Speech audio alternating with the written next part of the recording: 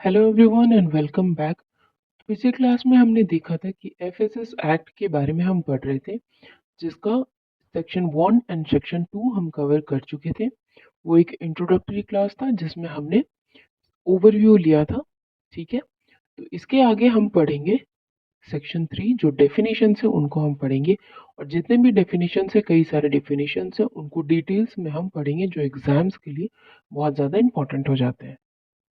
तो पहला डेफिनेशन है हमारा adulterant, which means any material which is or could be employed for making the food unsafe or substandard or misbranded or containing extraneous matter। ठीक है, तो क्या कहते हैं एडल्ट्रेंट का मतलब क्या होता है?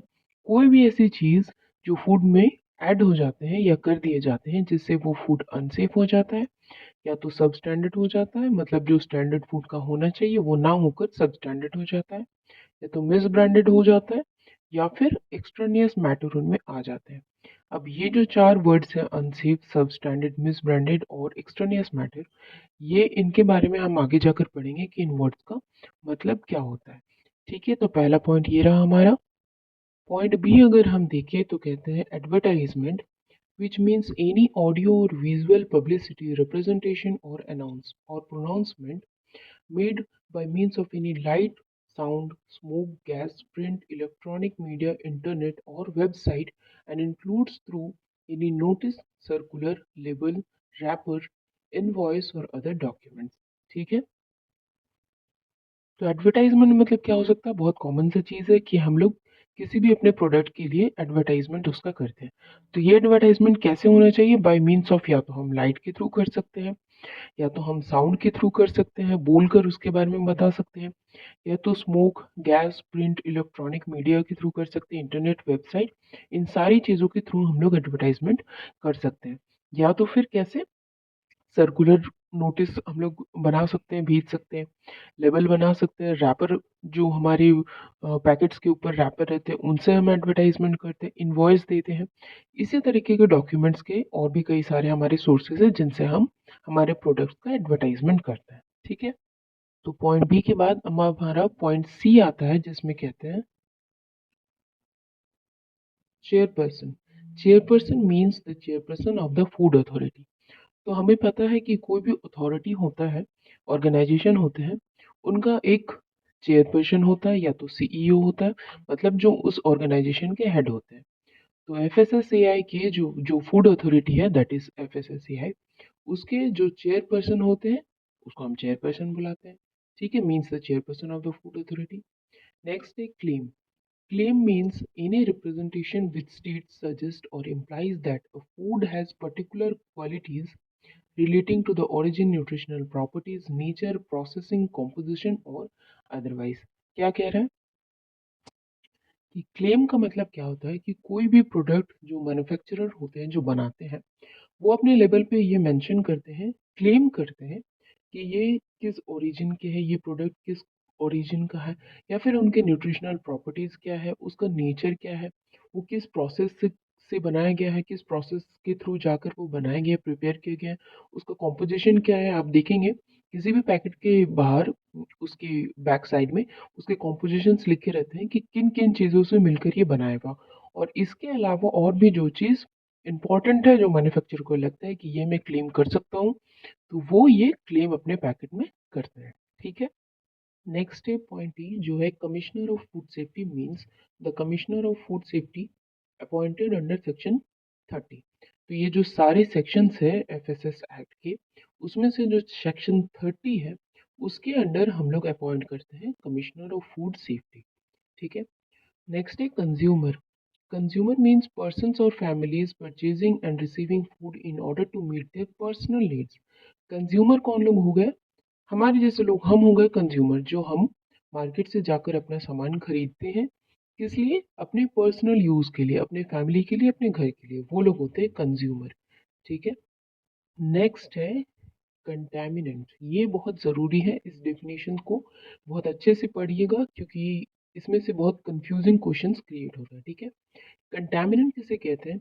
मीन्स एनी सब्सटेंस वेदर और not added to food but which is present in such food as a result of production, including Operations carried out in crop husbandry, animal husbandry, veterinary medicine, manufacture, processing, preparation, treatment, packing, packaging, transport, or holding of such food, or as a result of environmental contamination and does not include insect fragments, rodent hairs, and other extraneous matter. Contaminant का मतलब क्या हो गया कि कोई भी चीज़ चाहे वो ऐड की जाए या फिर गलती से ऐड हो जाए, लेकिन जो चीज़ आपके फाइनल प्रोडक्ट में प्रेजेंट होता है, ठीक है, जो फाइनल हमारा प्रोडक्ट है उसमें वो कंटामिनेंट प्रेजेंट है।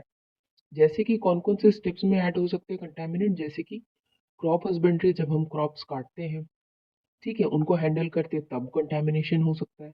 या फिर एनिमल हस्बेंड्री, अगर मान लीजिए मिल्क है, पोल्ट्री है, इनको जब हम हैंडल करते तब कंटेमिनेशन हो सकता है। वेटरिनरी मेडिसिन, कुछ जानवर को जब कुछ बीमारी हो जाती है उनको हम ट्रीट करते हैं, ट्रीटमेंट करते हैं उनके, उस वक्त कंटेमिनेशन हो सकते हैं। इसके अलावा मैन्युफैक्चर होता है तब कंटेमिनेशन हो सकता है। मान लीजिए मैन्युफैक्चर हो रहा है, कुछ सामान जिसमें हम मैन्युफैक्चर कर रहे हैं, यूटेंसिल्स, वो थोड़े गंदे हो गए, उसमें कंटेमिनेशन हो सकता है। प्रोसेसिंग में जो भी प्रोसेस हम यूज़ करते हैं प्रोडक्ट को बनाने के लिए, उसमें भी कंटेमिनेशन आ सकते हैं बाहर से। प्रिपरेशन में, ट्रीटमेंट जब हम फूड की करते हैं उसमें हमारे कंटेमिनेशन हो सकते हैं। पैकिंग में, पैकिंग और पैकेजिंग में ज़रा सा डिफरेंस है, ठीक है, जो हम बाद में जाकर देखेंगे। ट्रांसपोर्ट में कंटेमिनेशन हो सकता है, अगर हम उसे हाइजीनिक तरीके से ट्रांसपोर्ट ना करें तो वहाँ पर कंटेमिनेशन हो सकता है। या फिर इस तरीके के कोई भी फूड को जिस तरीके से हम हैंडल करते हैं, उस हैंडलिंग में अगर हमारा प्रोसेस सही नहीं रहा तो कंटेमिनेशन हो सकता है, ठीक है। या फिर क्या होता है, रिजल्ट ऑफ इन्वायरमेंटल कंटेमिनेशन। अब मान लीजिए हमने सारे प्रोसेस का ध्यान रखा, ख्याल रखा, उसके बावजूद हमारे कुछ इन्वायरमेंटल फैक्टर्स की वजह से भी कंटेमिनेशन हो जाते हैं, ठीक है, लेकिन does not include insect fragments, rodent hairs and other extraneous matter. ये लाइन जो है बहुत ज़रूरी है, याद रखना कि कंटामिनेंट में ये ऐड नहीं होंगे, इनको हम कंटामिनेंट्स नहीं कहते। किसको? इंसेक्ट फ्रैगमेंट्स को, किसी इंसेक्ट का कुछ पार्ट्स अगर मिल गया फूड में, ये कंटामिनेंट्स नहीं होंगे। रोडेंट हेयर कंटामिनेंट्स नहीं होंगे। और एक्सट्रेनियस मैटर जो है, ये हम देखेंगे कि एक्सट्रेनियस मैटर क्या होते हैं, ये हमारे कंटामिनेंट्स में ऐड नहीं होंगे, तो ध्यान रखिएगा इस पॉइंट को, ठीक है। नेक्स्ट है हमारा पॉइंट है designated officer, means the officer appointed under section 36। ये कुछ कुछ सेक्शंस हैं जो अपॉइंटमेंट के सेक्शंस हैं, वो सब एकदम याद रखिएगा क्योंकि ये सेक्शंस डायरेक्टली कभी कभी पूछ दिए जाते हैं इस तरह से। Designated officer is appointed under which sections, ठीक है। तो डेजिग्नेटेड ऑफिसर जो है हमारे सेक्शन 36 के अंडर में अपॉइंट किए जाते हैं, ओके। अगला है पॉइंट आई, एक्सट्रेनियस मैटर। तो अब हम देखते हैं एक्सट्रेनियस मैटर जो हम इतने देर से पढ़ रहे थे उसका मतलब क्या होता है।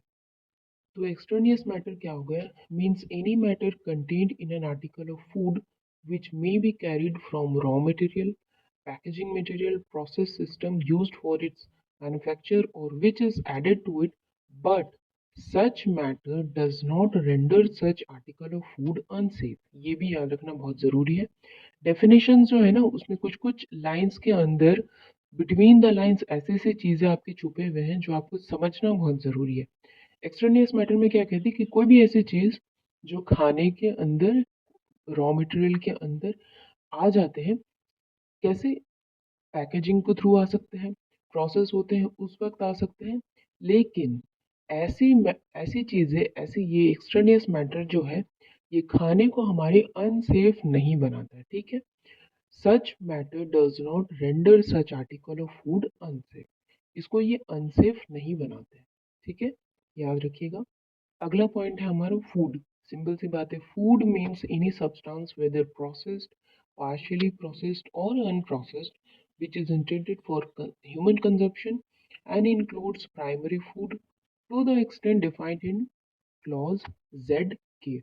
ये जो क्लॉज जेड के है, इसमें हमारे डेफिनेशन, प्राइमरी फूड का डेफिनेशन दिया हुआ है कि प्राइमरी फूड हम किसे कह सकते हैं, ठीक है।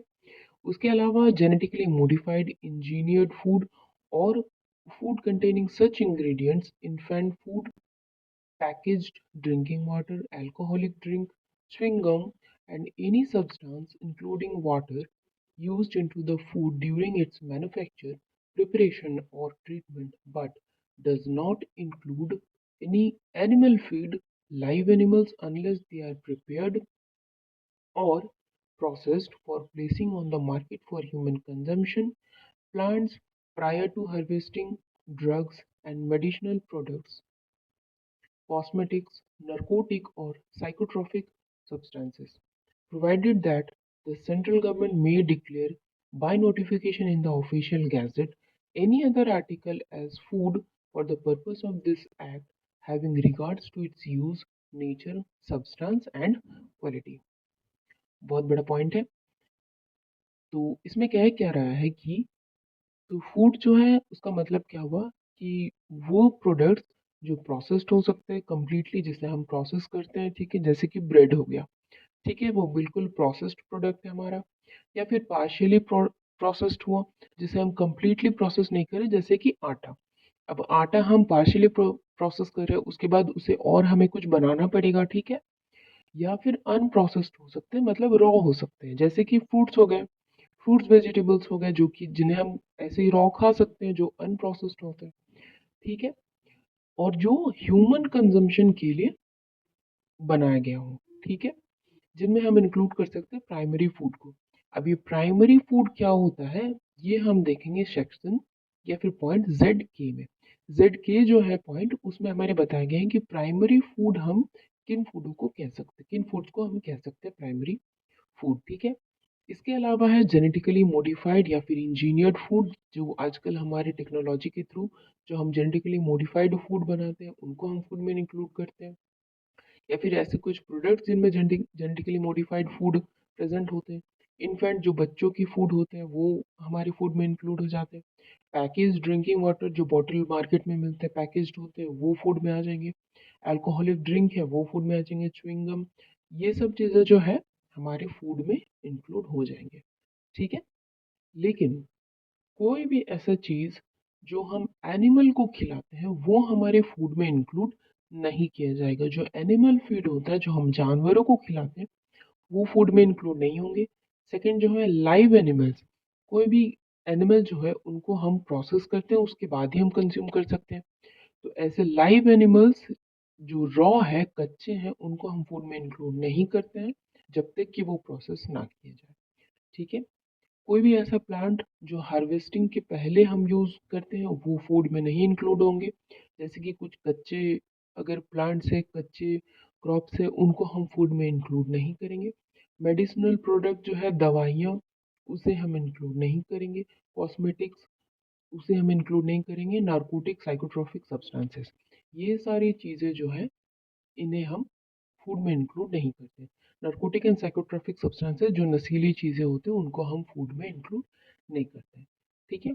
इसके अलावा ये जो सारे कैटेगरीज दिए हुए हैं, इसके अलावा जो सेंट्रल गवर्नमेंट है वो कभी भी किसी प्रोडक्ट को एज फूड डिक्लेयर कर सकती है हमारे ऑफिशियल गैजेट के थ्रू नोटिफाई कर कर, ठीक है। तो फूड की डेफिनेशन ये देख लिया हमने। तो यहाँ पर जो हमने देखा पॉइंट जेड की, उसे हम फटाफट इसी के साथ साथ देख लेते हैं ताकि हमें समझ में आ जाए कि जेड की जो है प्राइमरी फूड उसमें क्या कह रहा है, ठीक है।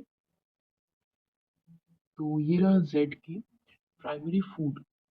Primary food means an article of food being a produce of agriculture or horticulture or animal husbandry, dairying or aquaculture in its natural form, resulting from the growing, raising, cultivation, picking, harvesting, collection, or catching in the hands of a person other than a farmer or fisherman। तो primary food का मतलब क्या हो गया कि कोई भी product जो एग्रीकल्चरल, प्योरली एग्रीकल्चरल प्रोड्यूस हो, जो अभी प्रोसेस ना किए गए हों, या फिर हॉर्टिकल्चर हो। हॉर्टिकल्चर मतलब प्लांट्स जो हम लगाते हैं, प्लांट्स का जो हम खेती करते हैं, उनका सब्जियों का खेती करते हैं, उनको बोलते हैं हॉर्टिकल्चर, ठीक है। या फिर एनिमल हस्बेंड्री, जो जानवरों को पालते हैं हम दूध के लिए या फिर एग के लिए, ठीक है।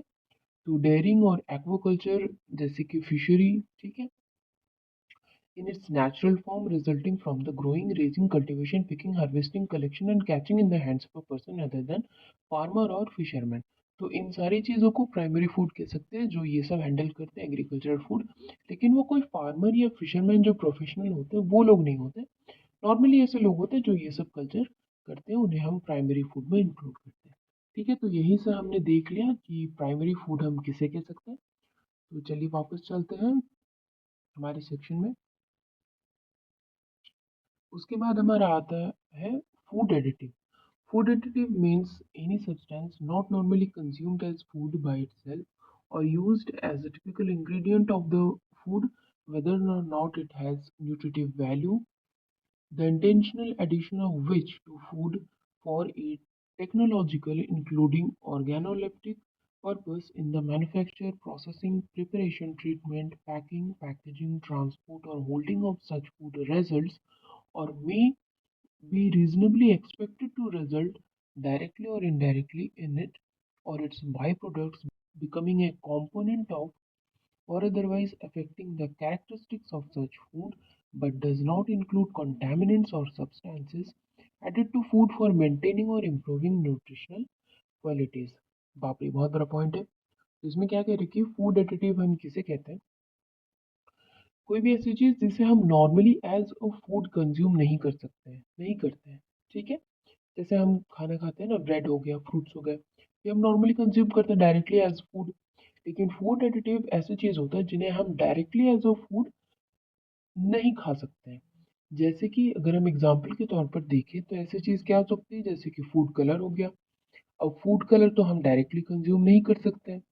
फ्लेवरिंग के लिए जो होते हैं फूड फ्लेवर्स होते हैं, जैसे वेनिला एसेंस हो गया, विनेगर हो गया, इन्हें हम डायरेक्टली एज फूड तो कंज्यूम नहीं कर सकते, नहीं करते। तो ये हो गए फूड एडिटिव्स। ठीक है, जिनका कोई न्यूट्रिटिव वैल्यू हो भी सकता है और नहीं भी हो सकता है, लेकिन इनका जो एडिशन हम लोग फूड में करते हैं किसी भी पर्पस की वजह से, जैसे कि ऑर्गेनोलिप्टिक पर्पस। ऑर्गेनोलिप्टिक मतलब क्या, उसका स्मेल के लिए, उसके टेक्सचर के लिए, अपीयरेंस के लिए। ठीक है, किसी भी स्टेज में मैन्युफैक्चर करते हैं उस वक्त, या फिर प्रोसेसिंग करते हैं तब, प्रिपरेशन करते हैं, ट्रीटमेंट करते हैं, पैकेजिंग करते हैं, ट्रांसपोर्ट, इन सारे स्टेजेस में कभी भी हम इसको ऐड कर सकते हैं।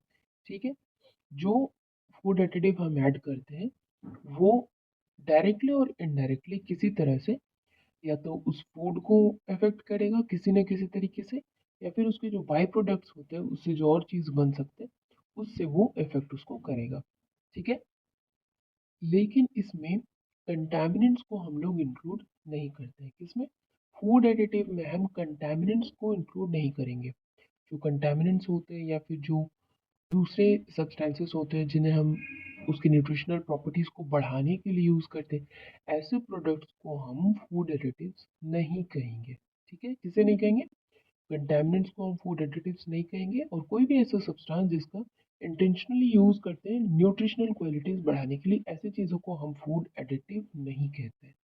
ठीक है, अगला पॉइंट है point L, food analyst means an analyst appointed under section 45।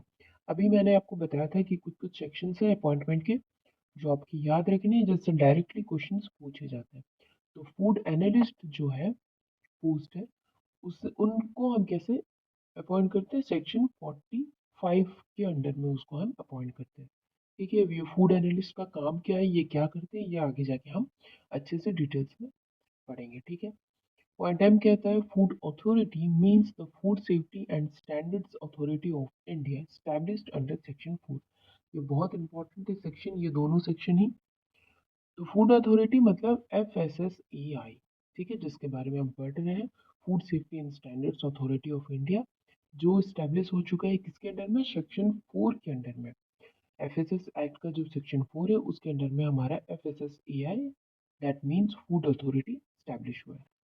ठीक है, नेक्स्ट है point N, food business. Food business means any undertaking, whether for profit or not, and whether public or private, carrying out any of the activities related to any stage of manufacture, processing, packaging, storage, transportation, distribution of food, import, and includes food services, catering services, sale of food and food ingredients। तो food business क्या हो गया, कोई भी ऐसा business जो profit के लिए हो भी सकता है और प्रॉफिट के लिए नहीं भी हो सकता है, मतलब जो चैरिटी के लिए भी कर सकते हैं, ठीक है, फ्री में भी कर सकते हैं लोगों का अच्छा करने के लिए, for society, for the society, या फिर प्रॉफिट के लिए भी बिजनेस चला सकते हैं, जो कि पब्लिक भी हो सकते हैं और प्राइवेट भी हो सकते हैं। ठीक है, तो कोई भी ऐसा प्रोसेसिंग का या फिर मैन्युफैक्चर का, पैकेजिंग का, फूड से रिलेटेड कोई भी ऐसे स्टेज जो इन्वॉल्व होते हैं, जो लोग ऐसे प्रोसेसेस को इन्वॉल्व करते हैं, उनको उनको हैंडल करते हैं, या तो मैन्युफैक्चर हैंडल करते हैं, या तो प्रोसेसिंग हैंडल करते हैं, पैकेजिंग, स्टोरेज, ट्रांसपोर्टेशन, डिस्ट्रीब्यूशन या फिर इम्पोर्ट।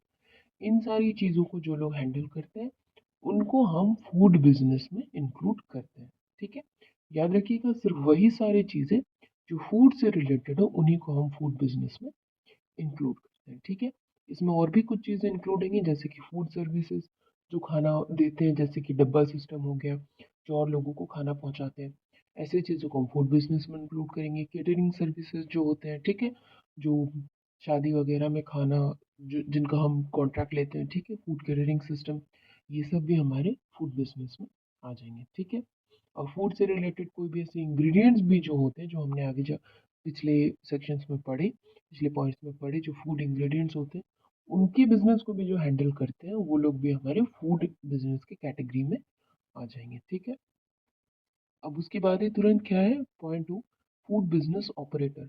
अब ये फूड बिजनेस तो हो गया, अब इनको ऑपरेट कौन करता है, तो यही है वो food business operator. In relation to food business means the person by whom the business is carried on or owned and is responsible for ensuring the compliance of this act, rules and regulations made there under। ठीक है, तो food business operator वो इंसान, वो person होते हैं जो इस फूड बिजनेस को या तो डायरेक्टली खुद से कैरी करते हैं, खुद से वो चलाते हैं बिजनेस, या फिर वो ओनर होते हैं जिनकी रिस्पॉन्सिबिलिटी होती है कि ये बिजनेस, अपने फूड बिजनेस की जो भी क्वालिटीज़ है और जो भी उसकी प्रोसेसिंग है, वो सब हमारे ये फूड एक्ट के रूल्स और रेगुलेशंस के अकॉर्डिंग है या नहीं, कंप्लायंस है कि नहीं, इनके इनके अकॉर्डिंगली चल रहे हैं कि नहीं, ये देखना फूड बिजनेस ऑपरेटर का काम होता है। ठीक है, तो आज के लिए हम यहीं पर पॉज करते हैं, वीडियो काफ़ी लंबा हो जा रहा है, बाकी के डिफिनीशंस हम अगले क्लास में देखेंगे। तो वीडियो अगर अच्छा लगा हो तो प्लीज़ लाइक कीजिएगा, सब्सक्राइब कीजिएगा चैनल को, और वीडियो को शेयर कीजिएगा। Thank you.